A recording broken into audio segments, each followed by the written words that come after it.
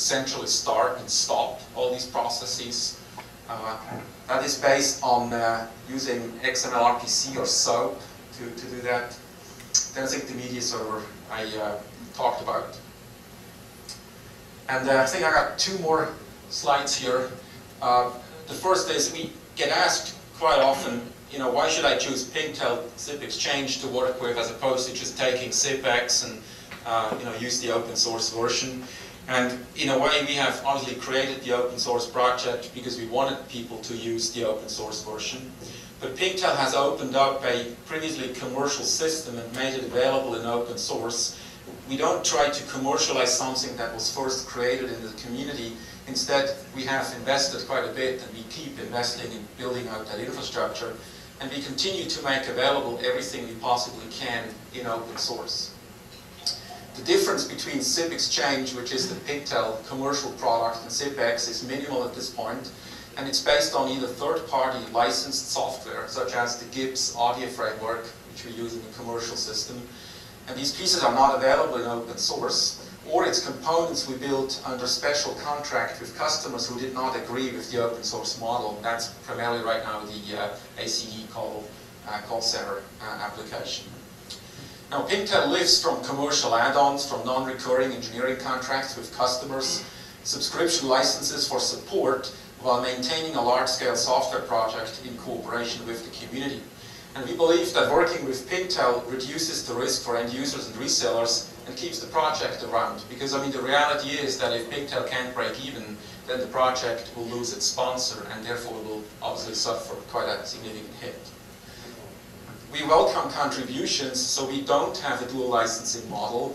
Contributions are welcome. You don't have to sign over your life to us if you do so. And we try very hard to accommodate those contributions into the framework. Specifically, if they come with unit tests, the chance that they get integrated quickly is pretty high. So it's not a dual licensing model. We have truly opened it up, and we are not concerned about diluting copyright or other issues here. And then last but not least, and I unfortunately couldn't really go into details here, but in addition to the ZipX server-side project, there is a pretty big effort underway on the user agent side with what we call ZipX TAPI, which is a user agent SDK framework. And both AOL and Earthlink use this in their clients today. So primarily through AOL, we have lots of deployments, and I think right now it's over 1 million clients deployed. The AOL Triton client supports both video and audio or voice. And the whole underpinning here, everything's zip, both the media framework as well as the signaling framework is ZipX TAPI. So if you use ZipX TAPI, you have already a pretty good starting point for either a user agent, a back-to-back UA, or things like that. We're in the process of merging a bigger chunk of code back out into open source that AOL allowed us to release. So there are a few things queued up right now that will add to this. And then there's a very active community that formed around this, where people have added Speaks codecs recently, have added better jitter buffer management and handling and other things, so that we actually got quite a bit of traction on the ZipX TAPI side for the last couple of months. Yes? Is that using Gibbs as well? Or? Well, it can't use Gibbs in open source because Gibbs is just not cooperative. It has all the hooks so that you can, buy this. If you have Gibbs, you can just link it in. Yeah. But the open source version includes a media framework that kind of gets better and better, that allows you to really use this without. And if you use the ZipX media server, the open source version, that is based on this, and the audio quality there is actually quite good. So it works without Gibbs pretty nicely. All right, I think that concludes what I brought with me today, but I don't know whether there is any time left. I'd be happy to address questions or talk to you some more maybe during the break.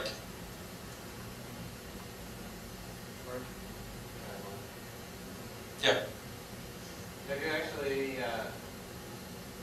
done any of this from your perspective?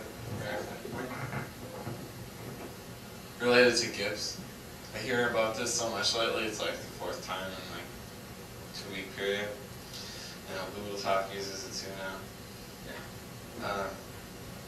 I'm wondering what your opinion is on its performance versus other alternatives to the same thing. Like, from a perspective of purely like I'm just picking the phone up and listening, is there any notable enhancement in the quality that you could actually tell with your senses as a person?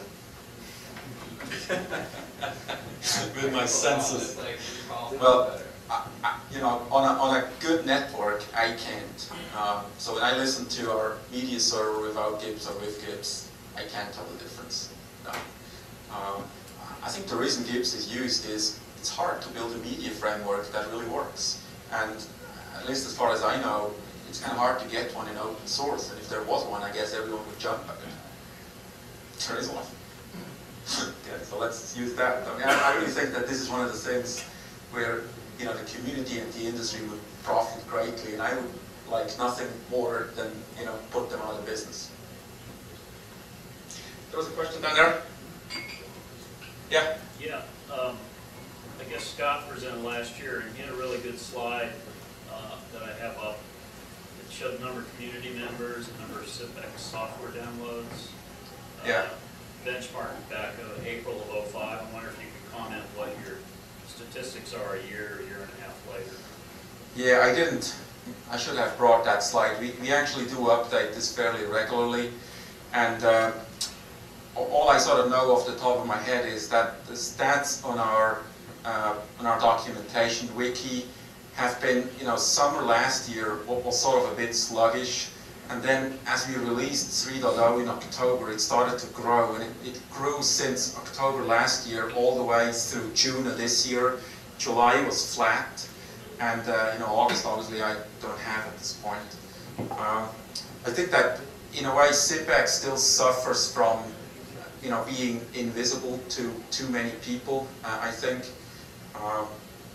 So I would be very happy, you know, if you guys have recommendations or suggestions or ideas of how that, you know, sort of could be done better.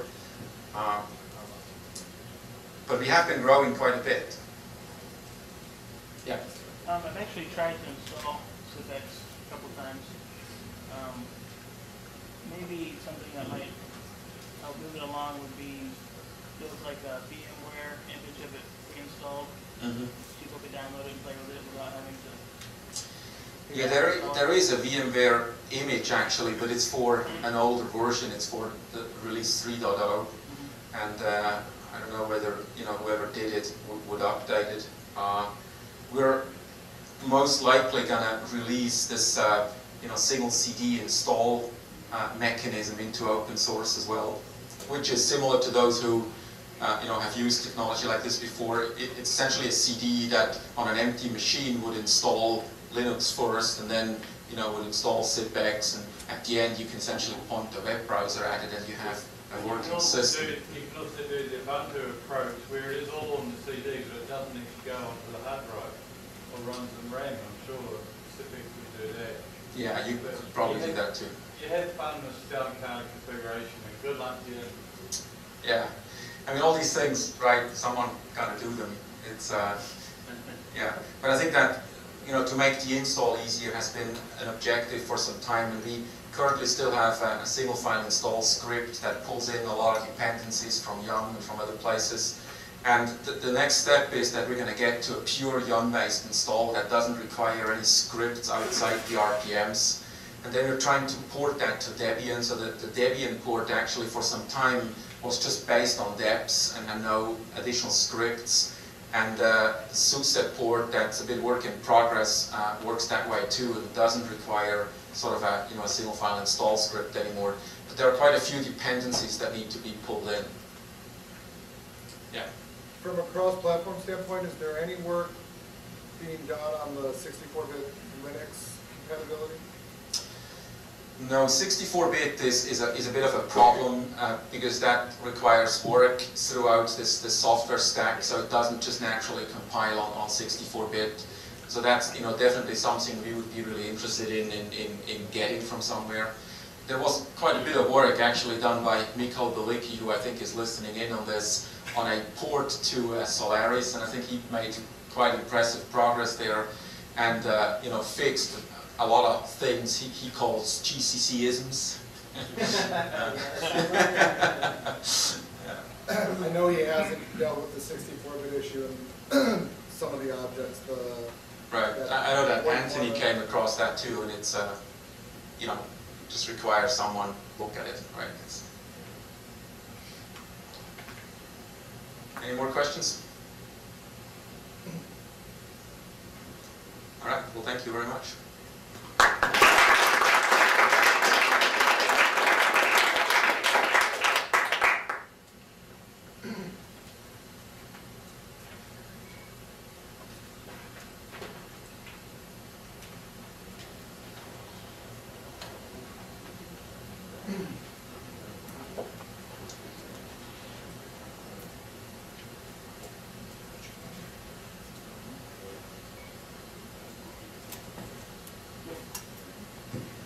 Thanks for that, Martin.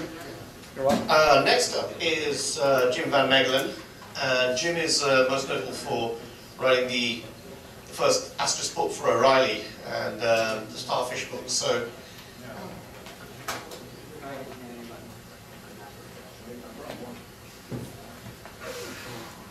Jim, what's the topic of your talk again?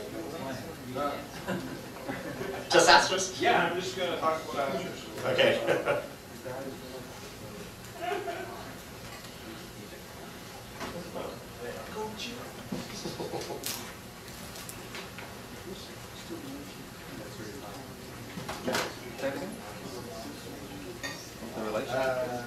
It's just the sponsor and here's this project that happens because of it.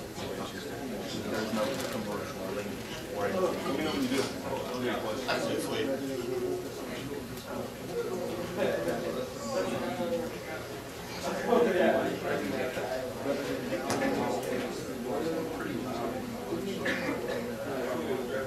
Well, you can get a so-called commercial version of Intel, which is supported. Right, that's the main difference. You get someone to help you install it and tell you can open a ticket and all that. Intel pretty much donated the whole thing, keeps investing in it. But it's created an open source project that's not so and it's hosted by Citrix. You know, right now there's actually nobody from Intel who works it. I don't work for it.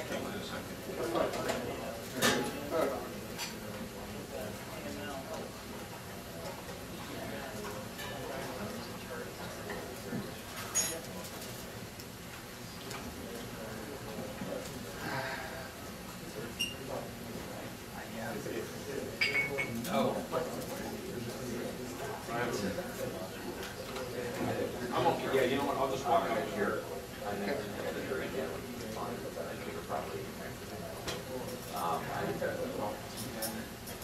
Okay, Jim, you can start. Okay, so it's time for the asterisk speech.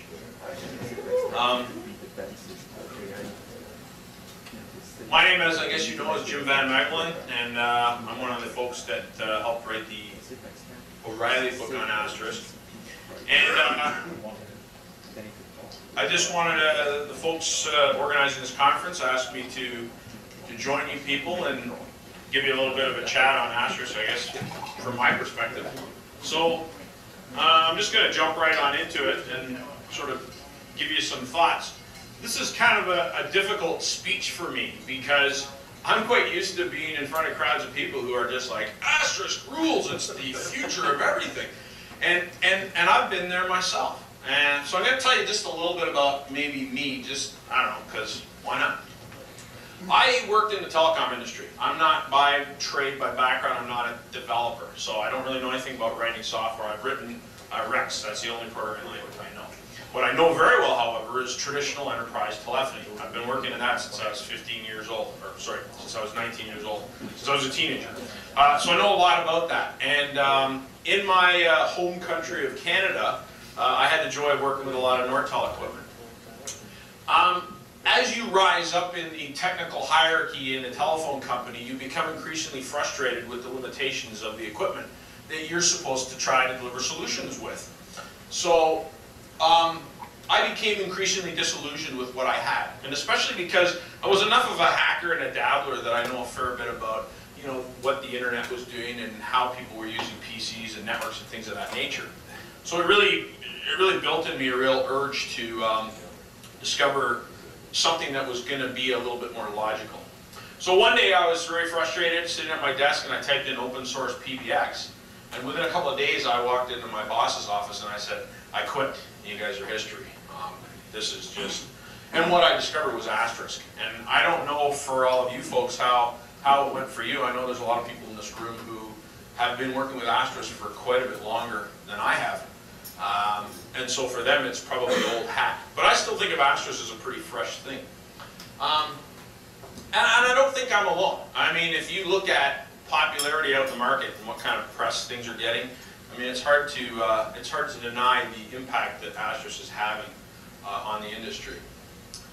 My challenge, I guess, was what do I contribute? I'm not a software developer. I can't write in C. I can't debug in C. Those aren't my expertise. What I can do, however, or could do, or I'm told I'm able to do, is to write. And one of the things Asterisk needed very, very badly was documentation. So I joined the Docs project. O'Reilly got wind of this and asked us to help them write the first book.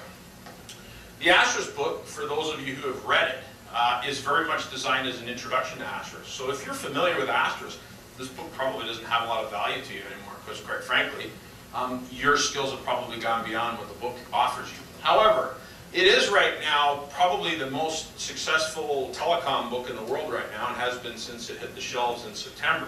It outsells Newton's Telecom Dictionary, which is considered to be the Bible for the telecom industry. So, and O'Reilly's very, very happy with how this book is selling. So I like that because, well, obviously, I want to sell some copies of this book. We're not making a lot of money on it, but there's the joy of seeing that, you know what, hey, we put our hearts into something and it's making a difference.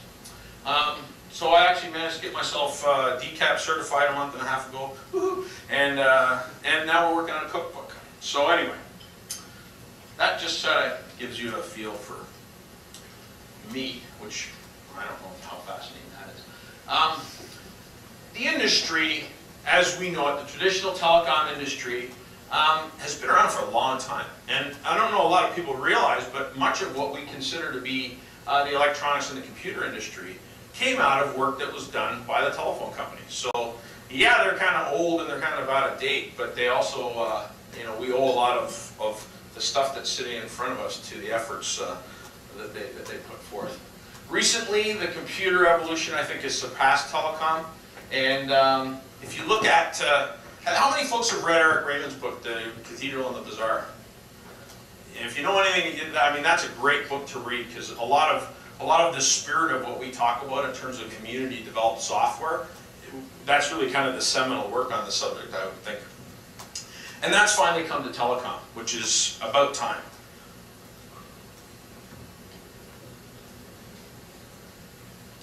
So the challenge is, I've already mentioned the first bullet. The challenge is the industry has been talking about integrating data with voice. They've been doing this for a long time, folks. I don't know if everyone realizes ISDN was supposed to be Integrated Services Digital Network. Everybody thinks of ISDN as a BRI modem, but in matter of fact, PRI is also a protocol of ISDN, and there were other flavors of ISDN. And the whole purpose of ISDN, which was conceived and developed in the late 70s and early 80s, was essentially to create what is the internet today. So how come it still does nothing? Well, arguably because the industry just never really realized that in order to get something to penetrate, you've got to make it accessible to people. ISDN they were always fighting over standards, and they couldn't price it in a way that made it attractive to people. So now we see this industry that's dying, and we see voice becoming an application in the network. That's certainly a lot of what we hear about, at a conference like this. I think phone numbers are probably going to cease to exist, at least in the way that we recognize them. Maybe we'll all have a meet access control address assigned to us when we're born or something like that. But I don't think phone numbers are going to be around for much longer, quite frankly. We'll see. So why did the telecom industry die? They couldn't agree on the standard, and they couldn't make it affordable, and they really couldn't make it do anything.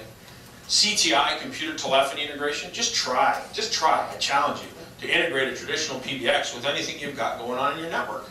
I mean, that's an exercise in frustration. Sorry. Back up there, unified messaging, and then early VoIP. Actually, I've got pages for all this. So the industry tells us the CTI is about having your telecom gear on one side and a little link between the two of them, and then you have everything else on the other side. And I think what everybody realizes is that what it has to become is something where it's just an application that exists in the network. And this is stuff that is quite revolutionary to most people, and I think everyone in the room is like, why is this guy telling us this? I mean, this is so obvious. There's nothing revolutionary here, but I don't know if you folks realize how far on the leading edge of this kind of thinking you are. I hope you do, because if you don't, you should realize it. Unified messaging. Can anyone explain to me why this doesn't work yet? Honestly, I just don't understand. It shouldn't be that hard, should it, to integrate your voicemail with your email? I don't know, but this is an incredibly difficult thing to achieve in a typical telecom environment. Early VoIP. I've been working with packetized voice since the mid-90s. We used to do it over frame relay with these things called MyComs, which are actually really cool if anyone's ever worked with MyCom boxes. They were pretty nifty. But the industry seemed to always think that, oh, okay, we've got this new wire, but we're going to do everything the same way we always did. So there was nothing revolutionary about it other than that it was ridiculously expensive. It didn't work as well as the old stuff did. So people just gave up. The industry wasn't responding. Everything was complex and closed. If you've ever tried to get anything out of the ITU, assuming you can even get it for free, to try to understand it is a complete mystery. If you actually take the trouble to read an RFC, they're generally pretty informative, and some of them are downright funny. I mean, they're actually enjoyable to read. Yeah, they're very technical, but at least they're not trying to make you feel like you're an idiot. IT departments increasingly involved in telecom decisions. So we've got a real paradigm shift in the business environment. There's different people making decisions about what to buy. When you go in there, trust me, when you go in there and try to sell them a traditional PBX, they're laughing at you because they say, what is that thing running? Oh, that's running Windows NT 4.0. Oh, and you want us to run our telephony on that? Well, no, but that's all we've got to sell you. This is the kind of stuff that you've got to offer people. The emergence of open source, I think, is, I know I get a lot of places where I don't actually succeed in convincing the customer to change what they're doing as far as their technology, but they stop and they say, you know what, you're right, this stuff we've got here doesn't make sense anymore. And all of a sudden another system that they were about to buy, they just shelve it, and they don't buy anything because they just got to figure out what's going on here. So I'm not exactly happy about all these sales I'm stopping, but at least it's getting people to think. And telecom hadn't been touched by open source for a while. They're still having trouble with it. This is something that I think is significant, although we all like to pick on Microsoft. When they put their teeth into something, you better pay attention. They're working on, they have LCS right now, and they're evolving that into OCS. There's a lot of people very interested in this. Now, I think it'll take them a couple of years to get the kinks worked out of it, and I'm certainly not here to try to sell you on the concept, but I would recommend being aware of it. Office Communication Server is going to... Yes? LCS, my friend sorry, Live Communication Server, that's what you can get right now. OCS is Office Communication Server, and it's Microsoft's attempt, I guess, to get, I guess you would call it an API, if you will, or a development environment for voice applications. And I think it would be really neat just to be able to talk to some of this stuff, because Microsoft does still own the desktop. And if you can offer an alternative back end to what Microsoft is doing, I think that could be compelling, because there's a lot of companies where the IT people are okay with Microsoft on the desktop, but in the back end, they don't want to run that. They'd rather run something more flexible. So, stuff that might be worth knowing about. Okay, who here thinks VoIP's all about cheap long distance? Yeah. Okay, so, but really, are we the only people that are getting this? Like, what's going on? Are businesses starting to understand this? I don't know that they are. Because Asterisk is seen as pretty revolutionary stuff, and most of the people in this crowd realize that Asterisk is just a stepping stone to something much, much, much bigger. So, that's where we're at here. Okay, so enter Asterisk. And one thing that I think needs to be said is that Asterisk is not the first open source PBX. There's a lot of stuff that was out there long before it, and the significance of Asterisk is that it's the first one to really make the leap into major public awareness. There's a lot of, I mean, let's face it, there's a lot of Asterisk going on out there. Well, what is it? I think of it as a toolkit, and I would say probably most people in this room would think of it that way. It's Lego for phone geeks, you know? That's what blew my mind when I discovered it. I looked at this and I said, I can really, truly, honestly start to conceive of doing what the customer wants me to do. And I used to always have to be, when you're in traditional telecom as an engineer, your job is to become an expert at finding ways to tell people, no, we can't do that. That can't be done. That's impossible. You have to be a master at that. It's no fun. Asterisk wants to be a PBX. It really does. And I think a lot of the folks here, their frustration with Asterisk is that there's more than just PBXs out there doing telephony. You want to try to emulate a class 5 office or something that's carrying tens of thousands of calls. Asterisk is just going to have a real hard time getting its head around that concept right at its roots. But it's pretty cool as a PBX. And the thing is, if you compare it to what's possible, you might see its limitations. But if you compare it to what's out there, what the traditional industry is offering as PBXs, this thing's amazing. It really is. It's a very, very powerful platform for quickly developing very, very creative telephony applications. So why is it compelling? Low barrier to entry. Grab a PC, download it, do a little bit of reading, do a lot of reading. Buy the book. It's relatively simple relative to its power. Really it is. If you've ever tried to program a Meridian 1 PBX, you know, it's a lot of, your forehead looks flat, I can see it, so there's been a lot of, okay, so, yeah. That's why I've lost a lot of my hair. Yeah, no, really, yeah. I mean, I'm just trying to integrate with one, right? And this is the thing that when I talk to a lot of people about Asterisk, I say it's so simple, and they go, it's not that simple. And I say, well, I agree, but it really is simple. Trying to, you know, at least you can, you know that whatever's wrong is probably your fault. Like there's a way to fix it, right? So what does this mean? What's the significance of something like Asterisk, open source telephony? Well, let's rewind the clock about 12 years back to when we had an internet since the 60s, right? Well, when did the internet really truly explode into public consciousness? Was right around when Linux suddenly became available. And all of a sudden, it wasn't? Okay. Well, arguably, it could be. Well, you're tying, I mean, that's coincidence. You think so? Absolutely. Because here's the way I look at it. It was suddenly possible for a large number of people to inexpensively build a web server. A web server. Well, no, not just a server though, like a BBS server that suddenly had connectivity to the wider internet. So now all of a sudden, you know, a kid could put a couple of modems in his basement and offer internet access to all of his family and friends. Okay. So that's. But the wide awareness came with the web. Yes. No, I'm sorry, you're right. It wasn't the awareness that happened. I agree. It was the fact that all of a sudden the number of nodes on the network increased exponentially because anybody could build a Unix class server, which you couldn't do otherwise unless you were, I don't even know if you could pirate like Unix or something like that. But and this I see with Asterisk as well. There's so many more people now that can actually start developing telephony applications. And I think that's significant. Problem solved, right? We got Asterisk. What more needs to be done? Let's just keep chipping away at that thing and keep on trying to improve it. Well, I've heard a lot of stuff today that's certainly been, or over the last couple of days, that's been very eye-opening for me. And here's some of the things that seem to be a challenge. I want to run thousands of calls per second. I want to distribute my tasks across multiple platforms, either because I've just got so much work to do, or because I need some kind of redundancy, or there could be a number of other reasons. I don't want my system to fail when we have a component that runs into trouble.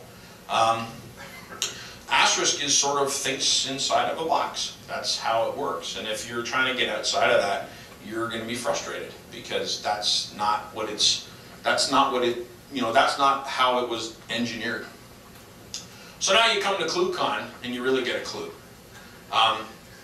FreeSwitch, OpenPBX, SofaSwitch, Asterisk, Sipex, Voxeo, Kepstrel, Opal, Woomera. I'm sure I missed something, and whatever I missed, I apologize. You know, this is innovation here, and this is great, and this is necessary, because we need to get a lot more thinking going on here with this new opportunity that we have, and we need to rock the boat a little bit. And so I'm really excited about this stuff, and I hope you are too. I just threw this in here because I didn't know where else to put it. This came up at ETEL, the Emerging Telephony Conference, which is O'Reilly's thing, so I'll throw in a plug for that. Serge, wherever you are. Serge is organizing that as well. That was something that came up a lot, and it's a big popular thing, and I haven't seen a lot of that get talked about here. And I'm not saying that that's a problem, other than I think it's something that people need to start thinking about, because presence seems to be something that is missing in so many of the things that we do. And I think some of it's privacy issues. I don't necessarily want people to know where I am all the time, but my boss might if I have one. So,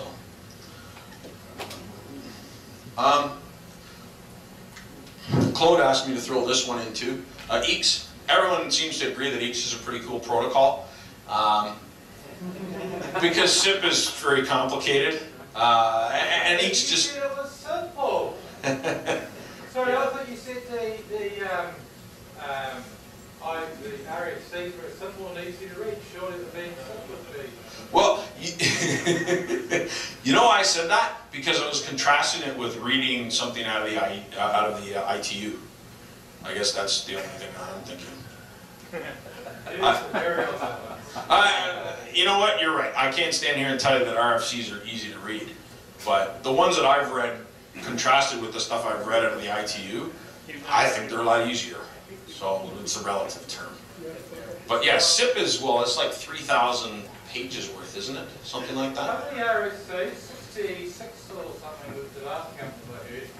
Another comment on simple was it's a distributed denial of service attack on the RFC approach, because there are so many of the bloody things generated. I really don't want to get into a rigid war of SIP. No, And in fairness, it's fun to comment on that.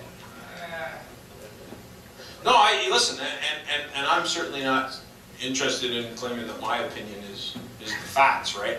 I mean, that's part of what's exciting about this stuff, is that we have so many different opinions on how it works, and we'll see how it all pans out. But the EECS protocol seems to be significant. There's a lot of people using it.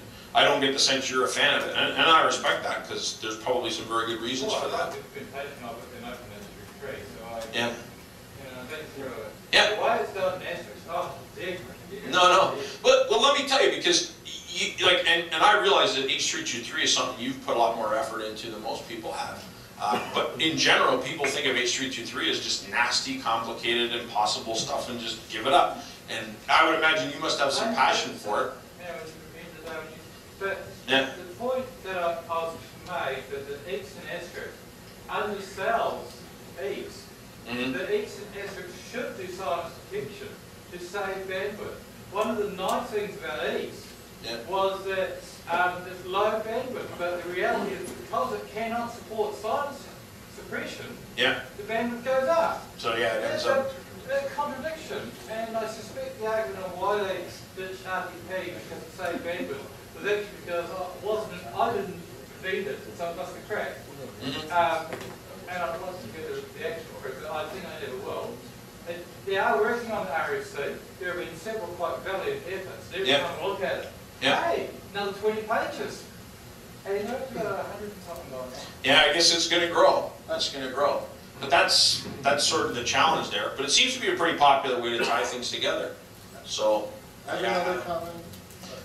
With EECS, they recently did some work to separate media and signaling, which almost, SIP, when push comes to shove, isn't that complex. And as soon as EECS has separate media and signaling, you're essentially in the same boat, but with the binary protocol instead of the text-based one. well, this is always one of the things about EECS that was popular, was that it was so simple to get it through a firewall. And now I know there's a lot of other creative approaches to that make it. I guess Woomera has some of those advantages too. I can't claim to understand Woomera all that well, but that seems to be a challenge that EECS solves very well, whereas with SIP it can be complicated.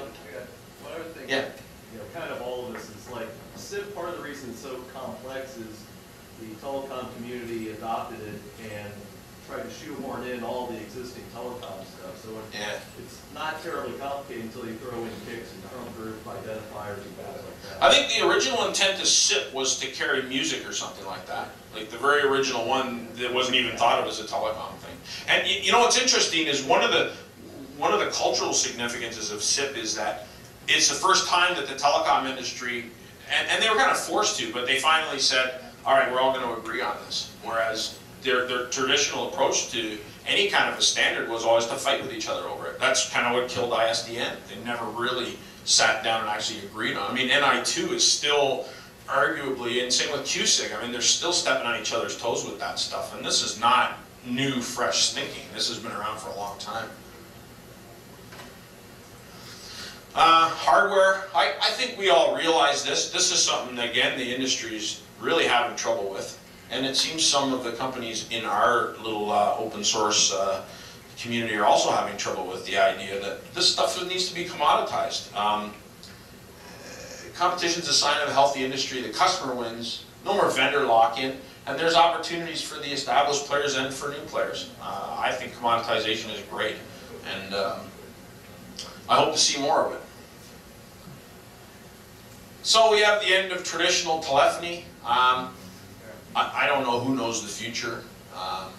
I see some things that need to happen, maybe with something like carrier-grade Linux. Now, I'm using this term, and I don't know that much about it, so maybe there's a better term for it. I don't know that particular project. But simply the concept of building a platform. I'll give you an example. If I'll go back to the Nortel thing, because, sorry, that's my background. If you have a Meridian 1 PBX, you can provision that with 2 completely redundant cores. And if one of them blows up, the other one will take over call control instantly, and no one will even know that it happened. Now, that's still a challenge to be solved, and I know folks are working on that sort of thing, but that's the reality of what we're up against. And if you go into a hospital with an open source PBX solution, the first thing they're going to want to find out is what happens when the core of the system blows up. So, you know, there has to be a seamless way to pass control. I've seen some stuff come out, and I don't know anything about it, but I'm interested in it, is the SA Forum and Advanced Telecom Communications Architecture. These are, I guess, attempts to build hardware reference platforms. This stuff's pretty expensive, so I don't know that we're going to be there yet. But PBX can be embedded in any device. Chris Kielhoffner put the PBX on a gumsticks. So that's got to be the smallest PBX in the world. You can have a shoe PBX. You can't get on an airplane with it, though. Sorry? You can't get on an airplane, though, with it. You know, they might arrest you. Yeah. No, it's just for phone calls. Yeah, you're right. I think they'd find that a little suspicious. Come on, we've been doing that since the days of Maxwell Smart. Yeah, I know. Yeah, yeah. Well, this is the thing, right? I was talking to Kevin about that. One of the challenges of speech recognition is that we've been seeing this in the movies for the past 50 years. So everybody's like, why is it taking so long? You know, any day now we should have that all figured out. Where's my cover card? Yeah. So anyway, voice is just becoming another application in the network, and this is going to be really exciting. This is an exciting time. This is kind of what we're doing right now is so new that the average person just doesn't even realize what's going on, and this is going to affect everyone. I think. I mean, does anyone disagree with me? Is this not a significant change in the way the world's going to work as far as our abilities to creatively communicate with each other? So that's how I feel. I'm very excited about this. I didn't even finish this slide, but this is the part that makes it so tough, because I realize that when we're standing here in this room, we've already got a vision of what happens beyond Asterisk. I know you folks are way beyond that already, and that's important. That's very important work, and I guess the challenge is, how do we get there from here? I know for someone like me, one of the things that I like about Asterisk is I know just enough about Linux to be dangerous, and I can build a dial plan because I can understand what the heck's going on. But if I have to start learning development stuff, now I know you're rolling your eyes. Maybe you just the answer is sorry, pal, you got to learn it, right? But absolute point. The user has to learn 3 languages to use the application. It's beyond the pile. It's never going to fly. Okay, so for your application, how do I get there? Like, I'm genuinely interested. I want to say, yeah, I'm going to download this. I'm not reading for people like you. Yeah. My that was one that we discussed. And forcing the ad system to learn Web XML with, no, sorry, CC XML, I think is beyond the pale. And most developers now are in the case of, I know Fortran, I know C, I know Pascal, I know, I'm not learning another language. And that's the way of it. The one language they do understand, in my view, is flowcharts. And a lot of people understand flowcharts, which is why I've built my thing I was working towards flowchart design tools. And you will understand a flowchart without any trouble. That's a brilliant idea. That's fantastic. Yeah. If you can deliver an interface that lets, you know what? You ever seen the Lego robotics kits? You're on. Those little blocks. That would be absolutely enormously compelling. Yeah. So I'm in, because you're right. It isn't so much that I can tell you that Asterisk is easy to configure. It's just that based on all the other things, it's the one thing that I can say. I think I can figure that out. Is that good enough? No, I guess it isn't. And I'm very interested, because I think what you're doing is trying to lower the barriers to entry, and that is a. Well, that is a necessary thing. If you want your project to have bug reports, you want people to use it. Yeah. So if you want them to use it, you have to make it easy for them to read it. Totally. How do you make it easy to enter? Document like how, make it the number of languages they'll learn low. And Tony has a very good system of an install CD with his software all on one CD. Great. Many people got a kick around box, you whack it in and flush the hard drive and start over. No worries. Yeah. And how much is a kick around box like that, you know? Buy a brand new one, $300. So I mean, it sounds to me like your work on the interfaces is like a significant part of what the whole package that you're trying to deliver. I spent the last 2 months doing it, doing that particular interface. But as a result of years of frustration, you know, you sit down, oh here, look, there's a new tool called Eclipse, and oh, I can't be bothered learning a whole new idea, you know? And that's that whole ethos, like, I'm not learning another language unless I bloody well have to. Well, this is, I certainly, that's a frustration that I have is. On the flip side, there's a lot of people that are learning, a lot of the new programmers and what people are looking at, they're learning in Java, they're learning in Eclipse. They're not coming from this old school telephony world. They have a different reality than what we have. And as it goes forward, that's going to be where the future is. I know where you're coming from, and there's no denying that there's a lot more development talent in the area of web than there is in the area of telecom. So now I guess the question is, how much of telecom are these traditional developers going to have to learn? I don't know. Is that a technical thing, or is that a cultural thing? Or I mean, those are questions that maybe are hard to answer. Yeah. The flip side, even in addition to what he said, is yeah, there's these developers, but what's the largest market for voice applications going to be? You have all these small ops, this and that, with no talent whatsoever. Yeah. So what you can provide is more of a challenge to guys like you and people who are making a way for voice applications to work. How does the barely technical person get to be able to design that stuff? They can't. That's the thing, right? Well, okay, but actually, one of the things, there's a lot of work being done that I was actually hoping to be able to bring up, and unfortunately the wireless seems to have completely just died on me. We actually one of the things which we also announced that we put up as an open beta this week, but I didn't show because it isn't considerably less technical, is we have what's called Evolution Designer, which is a very visual design environment for telephony applications. It's very simple. Someone does not need to be a programmer to use that. And I didn't demo it because this is a very technical audience, but we do that, like I said, that point of those small offices, those small people who just want a very simple solution, maybe want to be able to modify a few steps and want to go through a flowchart style design. That is going to be a very big market there. It is very much so. Yeah. I mean, there's a lot of people that need a phone system, and you know, every little company has big company needs. A lot of them do. So they have all these different ways they want things to go. But if you make it too complicated for them, then you've lost it. So. Well, you know, can I tell you the flip side of that? The flip side of that is when I was working on AT&T's first robotic operator, I created a translator from SDL, which was the state description language, that would compile directly into the operator. So I captured the intelligence of the operator in a bunch of flowchart diagrams. The advantage was not only was it easy for me to program, but I could fax a page to the guys at marketing in Basking Ridge and say, do you agree that when the person is asked this question, that this is how the call should go? Right? And it was something they can understand. So at any time, I could sit down with some guy from marketing who didn't know diddly, and I didn't have to create 5,000 pages of documentation. I could just show it to him. And that was what made it possible for the marketing guys to buy into the robotic operator program we were running. Do you almost think of the concept of having the end user, I guess, log on to a website or something like that, and having it asking them questions, and the results of those questions literally are just lined up to form part of the program into the system? Well, it depends. See, there's two different goals. There's a goal that says, what RJ was talking about is that you have some naive end user, all right? But then there's the goal of a sophisticated user who's creating an application. But then the sophisticated user who's creating the application gets an extra advantage from using a graphical user interface, namely is that you can talk to the unsophisticated user and the managers.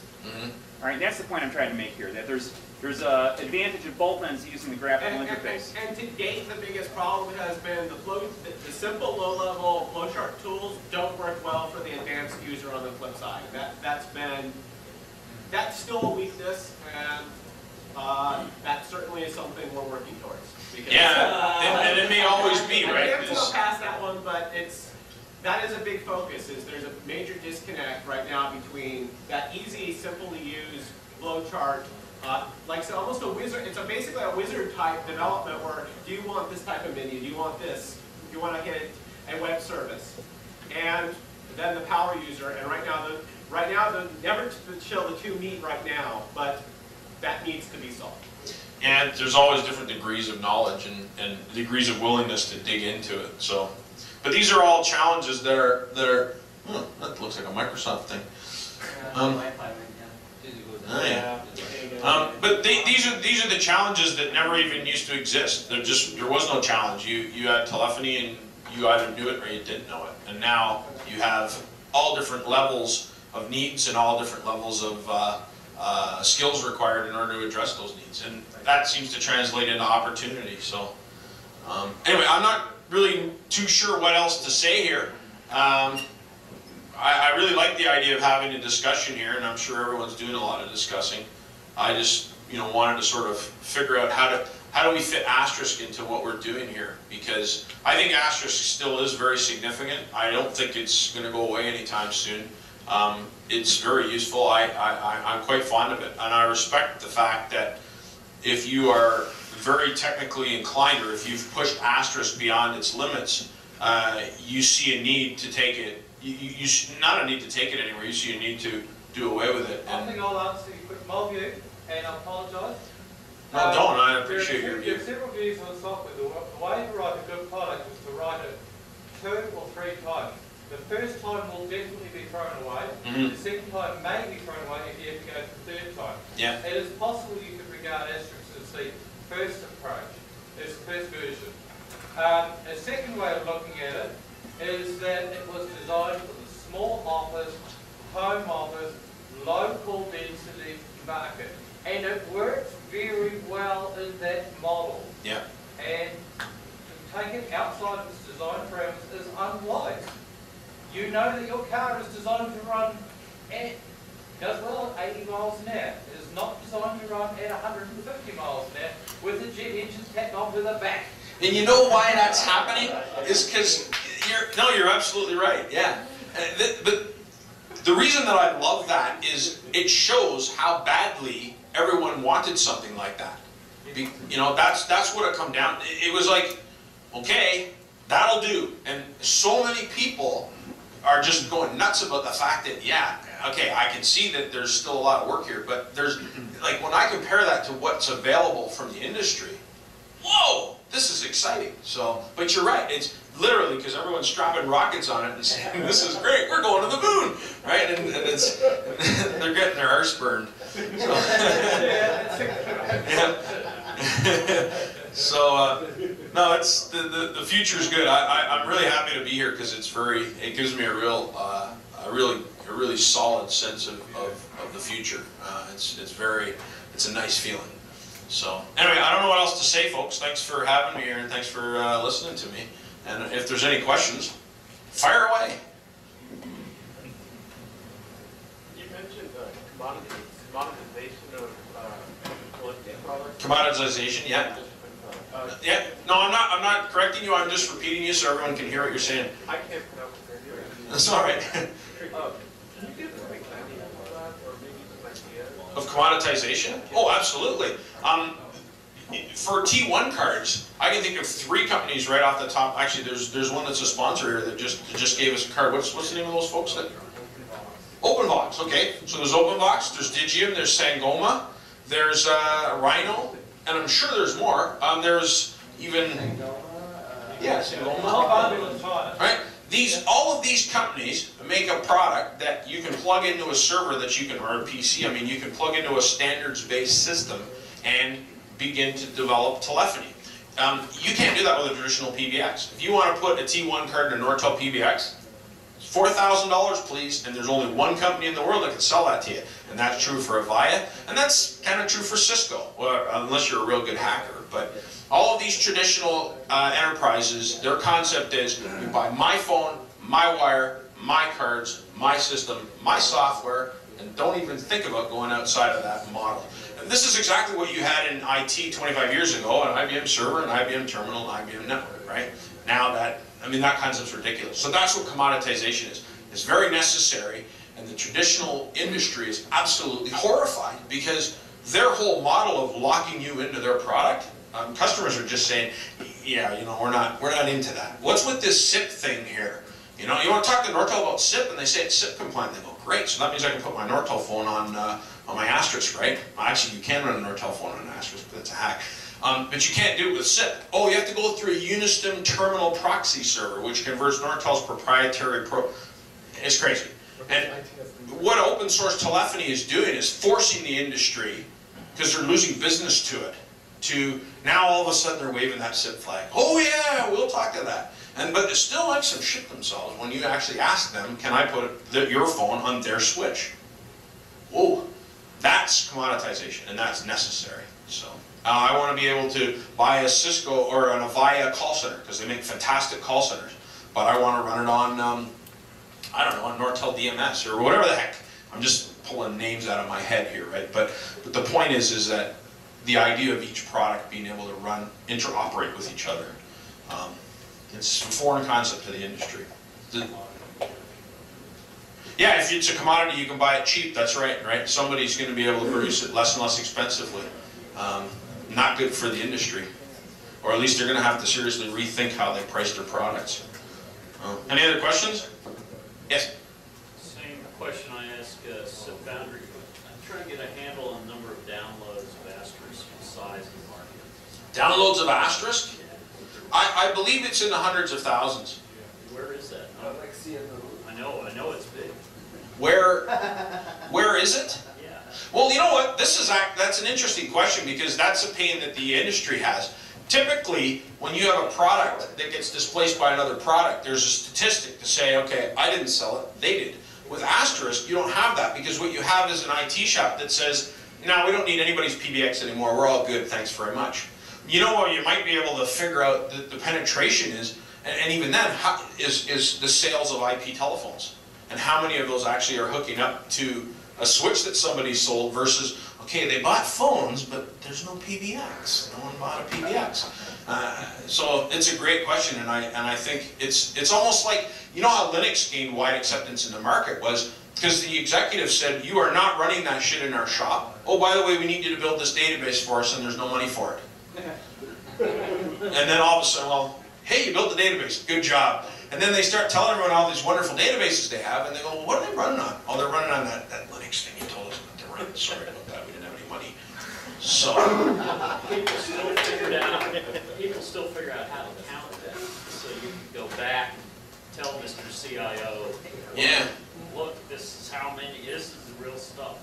I know. I don't know how you count. Is there a way? How many resellers out there do you know of? Because I downloaded it once. I installed it on 20 bucks. And then that's not that There's no way to a lot of people to tell that. who install a phone, you know, for themselves. Yeah. And this is a question on how many.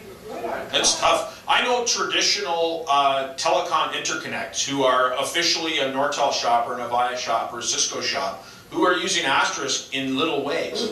It's a gateway, because nothing else will do it. So that's never going to get recorded because they don't even want to admit that they're doing it. So yeah, I don't think there's ever going to be an accurate count, and yet I think there'd be some value in knowing it. I don't know. How many books have gone out? Yeah, that's a good question. We've sold about 15,000 copies of the book, and you know what? I have no idea how many times it's been downloaded, and that's available for free. So I should ask. I should find out. Yeah, you should know how. I should know. You're right. I should know. I would guarantee you that Digium has stats somewhere of unique addresses that it's come from, but even that isn't. Yeah, that's a good point, I guess. Order of magnitude estimate. Yeah. It's an estimate. You also have things like Debian and other projects that package it up and distribute it, and Digium has no way of knowing how many people have installed it from a particular distro's repository. Yeah, but the repositories and the distros are always like old. Not necessarily. I do pull Debian. The other challenge is, what if you download something like... I've been working on getting it into the door extras, and we're looking I keep thinking it's called Asterisk at Home, but of course it has a new name now. Yeah, well, they only download Asterisk once a month, right? And then everyone downloads it thousands of times from them, so... Yeah, but that's Asterisk itself. Yeah, but I'm just saying, like, that's not a Digium download, right? That's coming from somebody else's website. They grab it from Digium once, and then they compile it into their product, so... You know, they get 10,000 downloads a month, or however many they get. I don't know. Any other questions? Thanks. Oh, yeah. With all of the different applications, the interop between all of them going forward. And so the SOPA switch talks to free switch talks to Asterisk. I just noticed we haven't talked much about interop. Interoperability. And that's a good question. And I'll tell you, these folks are very interested in interoperability. Asterisk is very interested in standards compliance. So I'm not sure if that, it's an excellent question. A lot of other things are not, that you have to connect to. Oh, yeah. I mean, my job every day is trying to talk to proprietary hardware, working with an Acme package session forward controller on the other side. Yep. That is using some, thing in the RFC that yes, it's there, yes, it's standards, but we're the only ones who are doing it. No, something else is choking on it. Those are just a lot of problems that I see. I can help you with that. Yeah, interoperability. Well, I don't know, integration's always a challenge, isn't it? I mean, when has integration ever been easy? Well, I was just using that as an example, but there are things that... We've been pretty good at getting over the interop issues. I mean, XO actually contacts me to do just about every one of their Asterisk interops. I've done 6 in Tampa alone in the last 2 months. Well, I think the challenge, it's both a challenge and an opportunity. Maybe they're always the same thing. Prior to this, you had an industry that controlled all of that and really had no interest in it. Now we have this room full of people who all have very compelling reasons for the thing that they believe is the right way to go, right? If I want to write a script, what do I write it in? You write it in Ruby. No, you write it in Perl. Now you're an idiot. You got to write it in C. The way to go is Python or PHP or what have you. And everyone's very passionate about that. And that may be an interoperability challenge too, is to say, this way is the right way to go for that, and this way is the right way to go for that. And maybe it comes down to these systems having to, whatever is the most popular standard is gonna gain some traction there. I don't know how to easily answer that question, but it's now something at least that we can talk about, and we can start to see those things happening and figure out how. So, anything else? Well, thanks for your time, everyone. I appreciate it.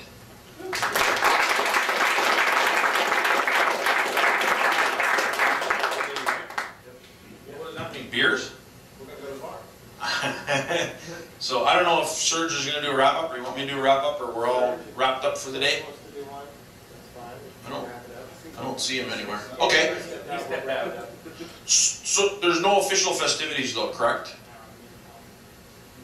Okay, cool. So we're just going to go to the bar. We're going. Everyone take your laptop and head to the bar. Thanks, folks.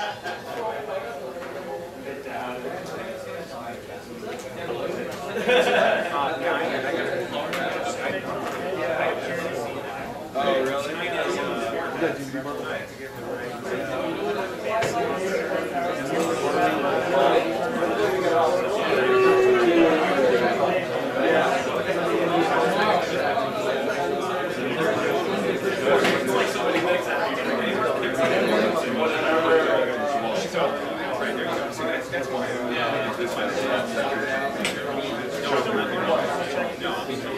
Yeah, it is.